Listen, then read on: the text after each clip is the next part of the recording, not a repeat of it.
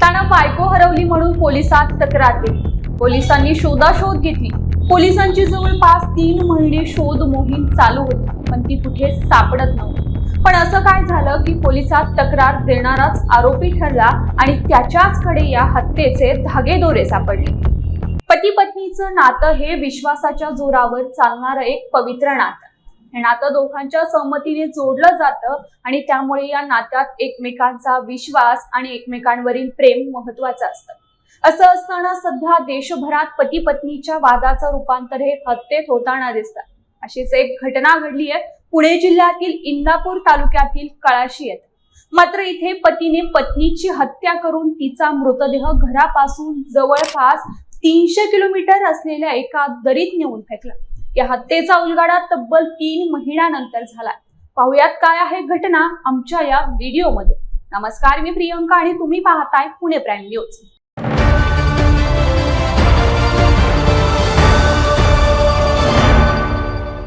इंदापूर तालुक्यातील चितळकरवाडी येथे प्रियंका शिवाजी चितळकर हिचा 2013 साली इंदापूर तालुक्यातील कळाशी येथील ज्योतिराम करे यांच्याशी विवाह झाला होता।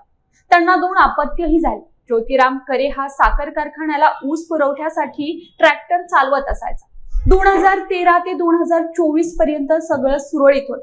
दोघांचा लक्ष्मीनारायणाचा जोडा शोभायचा, पण त्यांच्या या नात्याला कोणाची तरी नजर लागली आणि गेल्या काही महिन्यांपासून ज्योतिराम करे हा प्रियंकाच्या चारित्र्यावर संशय घ्यायचा। यातूनच दोघांमध्ये वाद व्हायचे, खटके उडायचे आणि यातूनच त्यांच्यात वादाला तोंड फुटायचं।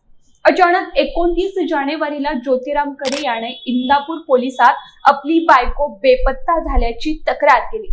माझी बायको गेल्या काही दिवसांपासून सापडत नाहीये, ती बेपत्ता आहे। नातेवाईकांकडे सुद्धा तिची चौकशी केली, पण तिचा कुठे शोध लागत नाही असं त्याने पोलिसांना सांगितलं। मग पोलिसांनी प्रियंका हरवल्याची तक्रार दाखल करून घेतली आणि इंदापूर पोलिसांनी जवळचे व्यक्ती, शेजारचे यांच्याकडे कसून चौकशी केली, पण प्रियंकाचा कुठेच ठाम पत्ता लागत नव्हता।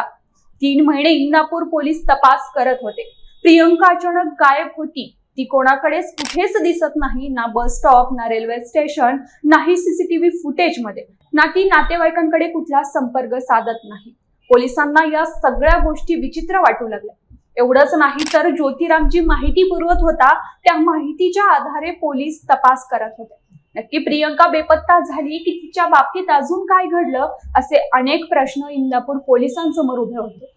मात्र पोलिसांना संशय होता की ती बेपत्ता नाही तर तिची हत्या झाली असावी।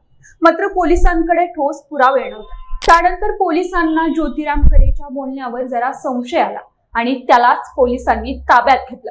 पोलिसांनी ज्योतिराम करेला ताब्यात घेतल्यानंतर त्यांना उडवाउडवीची उत्तरे दिली। मात्र पोलिसांनी खाक्या दाखवताच मीच 27 जानेवारीला रात्री 10च्या सुमारास प्रियंकाची हत्या मित्र दत्तात्रय गोलांडे याच्या मदतीने केल्याची कबुली दिली आणि तिच्या मृतदेहाचा बंदोबस्त करून दोघांनी मिळून 4 चाकी वाहनात तिचा मृतदेह घेऊन जात 28 जानेवारीला नाशिक जिल्ह्यातील नांदगाव तालुक्यातील ढेकू गाव ते परधाडी घाटात निर्जस्थळी पहाटे 5च्या सुमारास टाकून दिला।